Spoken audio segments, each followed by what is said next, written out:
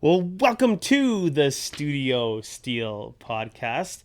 Right before the show, Ryan and I were bantering, and I had mentioned that I'm just like tired of Ryan. You know, Most people are at this point. Ryan's tired of Ryan. Let's be real. um, and that's not true. No, it's not true. I'm just sort of like mildly off put by Ryan. No, that's not true either. A little sign, mildly off put by Ryan. That'll be how people know me. Is like Ben, Mildly off put by Ryan. Yes, This is what I put up with on a day-to-day basis. it's true. It's just a little glimpse into my life. Like every coffee sesh we have is just sort of like the two of us. Please send help. Yeah. Please. I'm trapped here. Or if you want to make coffee with us, just swing by it like I haven't left the church in 3.6 months. 45, Ben keeps me here. like that. But, Help me. Please. ooh, coffee. That's some pretty good. I just got a hard cut to us. Just like we're gone and like we're back with coffee. We're just drinking it. Yeah. Could you imagine? Just... we've been so distracted today. Sorry. It's not true. I'm not tired by you, but I'm tired of Oh, COVID. thank you. Oh, yeah. Yeah. Aren't we all? So normally we ask like a question like, what do you like better, like pickles or cucumbers or something like that? That should be our next question. I think Okay, that's well, it's good there you debate. guys get like a preview of next week's question. But honestly, we want to know how you're doing, and so you can just put a comment in the comment section about like how you're feeling right now with COVID. And I think we've both had quite a few conversations in the past couple of weeks with people, just kind of hearing how people are honestly feeling about COVID, being able to express that ourselves and just recognizing that we're tired of it. Yeah. I think that's the common theme that I've had, just talking to pretty much anyone about how they're doing with life or how they're doing with any big event going on, but everyone just kind of is at this point of just COVID fatigue. Mm-hmm. We've been in here for over a year now, Yep. which is insane to think about. I remember when we were just having initial discussions about what this meant for us in Canada, and now we're a year in. But it's starting to feel like, okay, we've been in here a long time. Let's get out. Let's find another thing. How do we move on? It's dragging on, right? And it feels like it's dragging us too, right? And a year ago when this was new and at the beginning of this pandemic, I can remember that we were trying to make ourselves like happy and hopeful. Yes. And I don't even know if this is still going, but at the beginning there were shows like Some Good News, and it wasn't even like, it's not like it was on like NBC or anything. Like it was just like uploaded to YouTube by John Krasinski, And like everybody watched it. yeah, like Lindsay and I, like, we would like, oh yeah, like there's a new episode of Some Good News out, and we would just like look forward to like the good news in the midst of this pandemic, right? And it's just sort of like, well, where is that now, right? Like, where's that feeling right now? Yeah. And we would, try and champion our frontline workers, right? They had those whole like banging pots and pans outside at like certain hours of the day.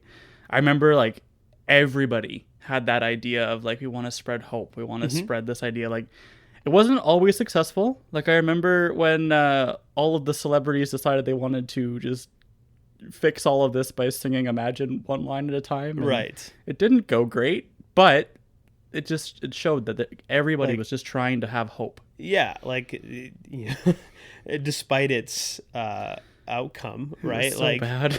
like there was like the attempt to that we are unified in this, we are hopeful with this, and we are trying to supporting small business, supporting our front line workers, right, who by the way are still in the thick of things, right? And so we just sort of have kind of like lost that sense about it, and we're just sort of like, we're all tired, and like we're just trying to hang on.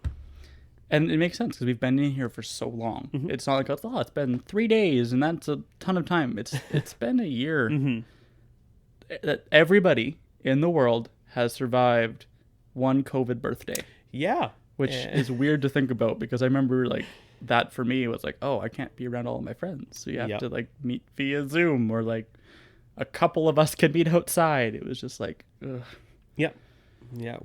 And some are on to their second already, so, but in recognizing that there's this general sense of COVID fatigue that's going around, we wanted to take some time during this podcast to just talk about some of the things that Ryan and I have found encouragement in, and some of the things that have given us hope to press on even when we're tired. Yeah. And this isn't meant to be anything like, oh, just be happy, get over anything, because we recognize like this has been rough. Yeah. But hearing all these stories of just people being so tired and like not knowing what to do moving on, we just wanted to have a couple minutes here just to kind of talk about like, here's what I do, here's what we do, here's something to maybe and you just need a reminder, maybe it's just an idea that you haven't thought of before, but trying to provide a little bit more, I don't know if hope's the right word, but a reminder of some methods of ways to kind of like bring up our encouragement level, because there is a need to continue on in what we're doing. Yeah. Right. There's still a need for that. Even though we're tired, we're going to have to kind of muster up the strength. And so there's some things that we can do to get ourselves there. Right. And so I think, one of the ways that I've been looking at this pandemic, from the get-go, is putting God before me as I approach. So I think it's kind of the first thing, right? And so perhaps none of you would be surprised to know this, but God is not surprised by all of the events that have transpired. And that's kind of one of the things about being God, right? Is having like all of that foreknowledge and knowing everything that there is to know, right? But the word that we use for that is God is sovereign. And so that means that he knows the length and the duration of COVID. There is a trust that God is working behind the scenes, in and amongst the government for, if there have been missteps or successes, that God has been working in that. God has been working in the science that helps us understand this and bring this to an end. And so there's a certain level of trust that I have that in God's sovereignty that he's going to see us through this. Yeah. And I think that's a huge element, just recognizing that God's still in control. God's still on the throne. He's not up there going like, COVID, why? Like, you really threw a wrench in this one. Right? Like he knew it was coming, and he has a plan for it. And I guess it's just one thing to remind yourself that there will be a day when it's not here. Yeah. God's still in control, and we can trust in him. God has brought our history through terrible things before, right? And he's going to do it again. Yeah. So that hope gives me encouragement as I recognize who God is. And then the other side of it is taking the examples that we see in God through the person of Jesus, right? And so there's work to be done. There's a part to play in COVID, in honoring the restrictions, in taking it seriously, your part in not spreading COVID-19, right? And so the mentality that I look for as exampled by Christ is his humility, right? Christ suffered humbly out of love for all of humanity, right? And we see this demonstrated in Paul's hymn in Philippians 2, right? Where it talks about that we should have that humility of Christ, where we should be desiring to serve others, just like Christ, who being God was not like, I need to like be in control of Mm-hmm. of my omnis, Yeah. like power, right? But instead, like, submitted himself, and Paul says, like, to death on a cross, which is like the highest fulfillment of that servanthood. But there's a humility when we serve, and I guess in a way suffer together. Yeah.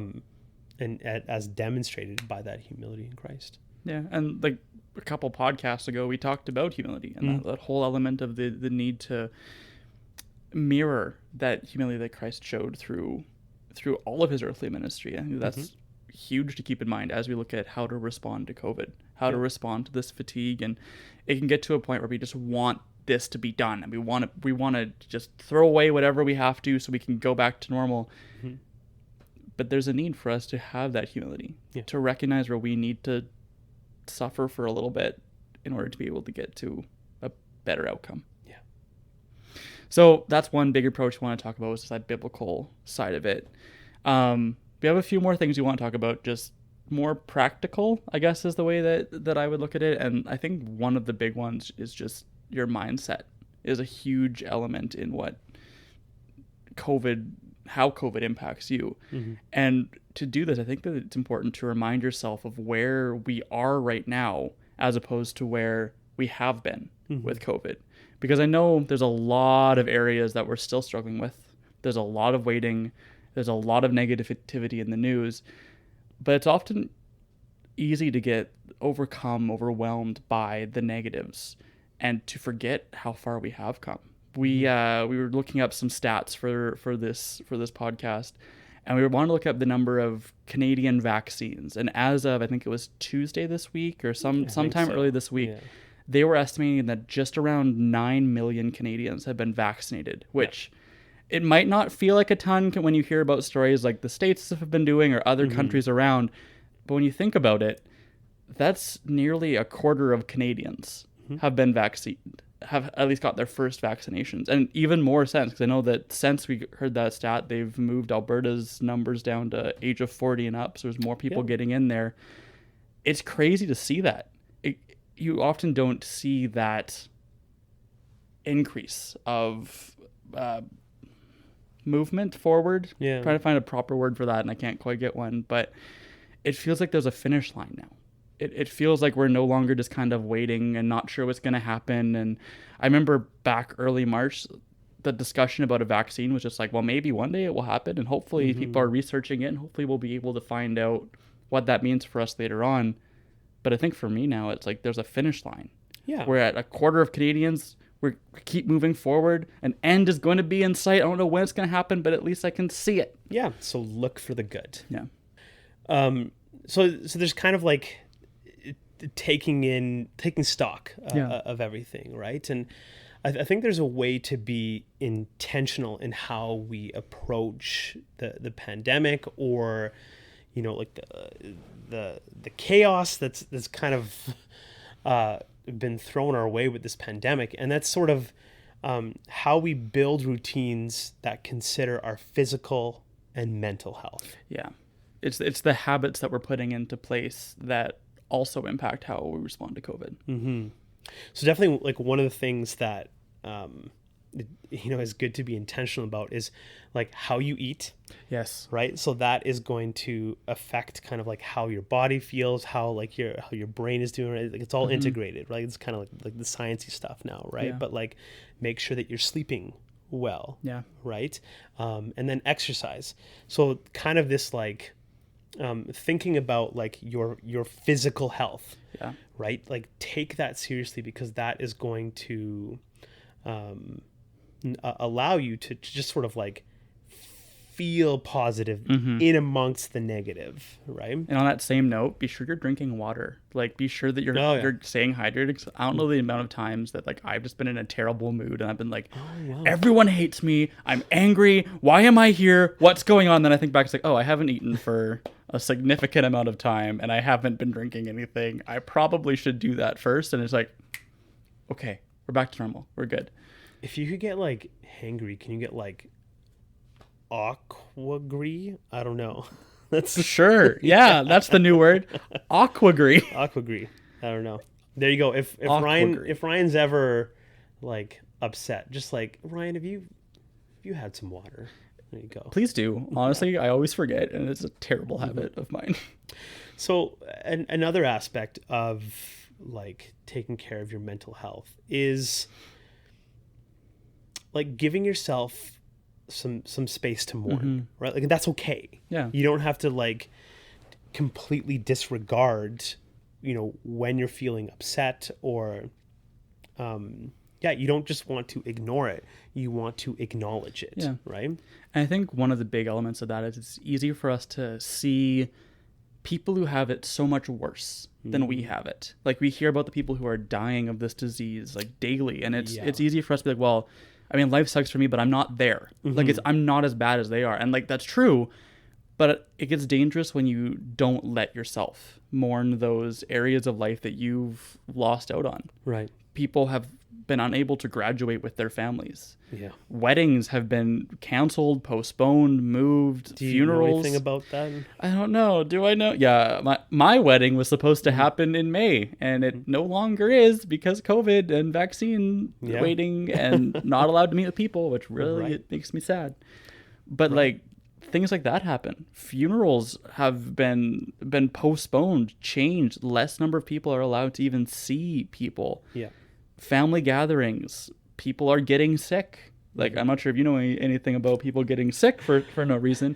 I had COVID. Yay! That was it was I had to isolate, and like, it was a pretty mild case, but I did want to take that responsibility of not spreading that seriously, right? Yeah. So very fortunately, feel very blessed to not have spread it to my family, right? But at the same time, it was like, I couldn't help clean. I couldn't help with my son, like, I couldn't help cook. I couldn't be there to help, as all I could do was just wait. Yeah. And there's a certain sense in which that weighs on you too, right? And so we've had to kind of like deal with that as it was happening, right? We're kind of glad we're through that, but that happened, right? So it could be your health, time with friends, the things that you would have normally done that you're missing out on right now. I miss going to the pool. Yeah.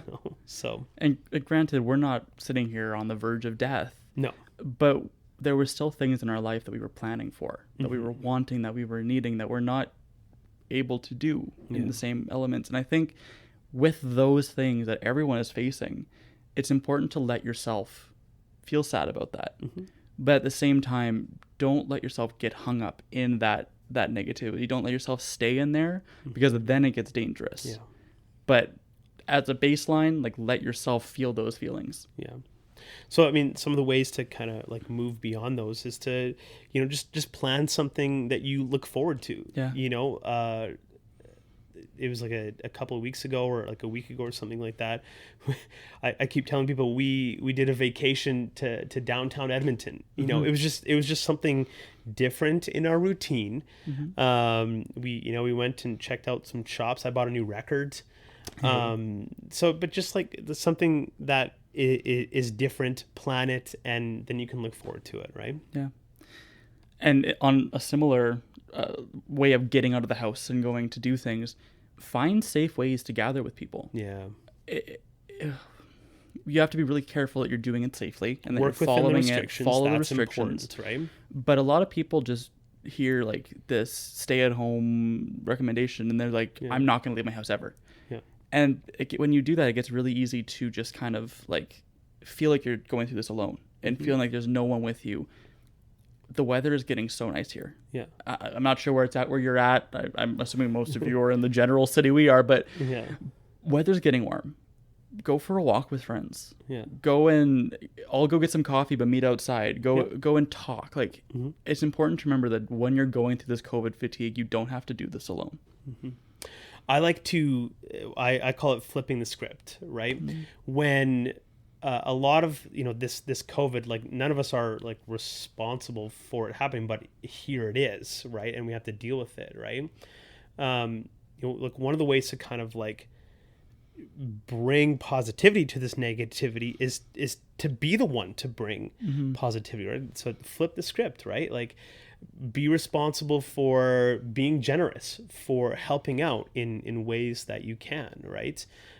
Instead of feeling all that negativity, you then choose to respond to the negativity by bringing positivity, right? So I think it's a kind of a good way to like handle some COVID fatigue and just like bring goodness to your life by helping. It feels great, and to other people as well.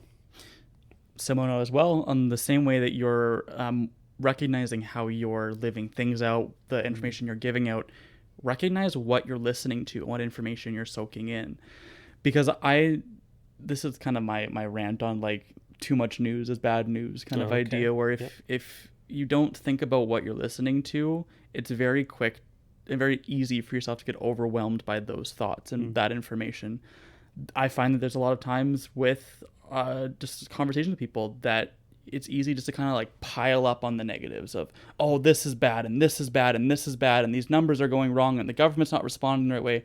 And if all that you're doing and all that you're listening to are these negatives about COVID, it's very easy for you to feel overwhelmed by them.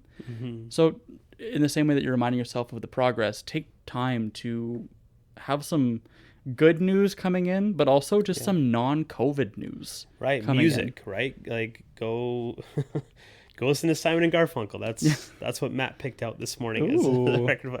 I don't know, like find some things, to, I guess, some input that isn't negative, right? Like I've been there, right? Like you flip on the news and it's just like COVID this, COVID that, and you're just like, I just can't take it anymore, you know? So, be careful of what you're just piling on, right? And just sort of like, this is a day by day thing. Like recognize kind of how you're feeling that day and then respond accordingly, right? So these are just a few tips and tricks that we try and do in our day-to-day life, just try and give ourselves a little bit of release from this COVID fatigue. And I know that there's a lot of different ways. Just looking up this podcast, we found like website 10, 5 different 12, ways, so 5 many different things. Ways to do this. So there's so many ways that you can respond. And I think that in the same way that we talked about our Holy Spirit podcast, where it's different for each person, the way you respond is going to be unique to you. And what works for you to get through this is going to be different than what your friends might be going through. So we're just encouraging that as this year continues to go and as more and more things happen, find some ways to try and break that COVID fatigue. And and maybe you even have some suggestions that you want to share with other people, right? So we would love to hear how you're doing, with where you're at with COVID fatigue. If you want to be honest in the comments, like let us know. And even let us know kind of some of the ways that you're working through that COVID fatigue. We'd love to know and interact with that in the comments. So comment about that. If you like this show, you think maybe someone might need to hear something like this, you can share it.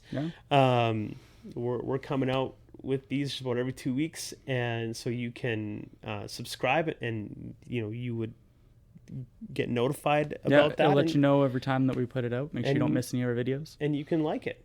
So thanks for listening to the podcast today, and we will see you guys in 2 weeks. See ya.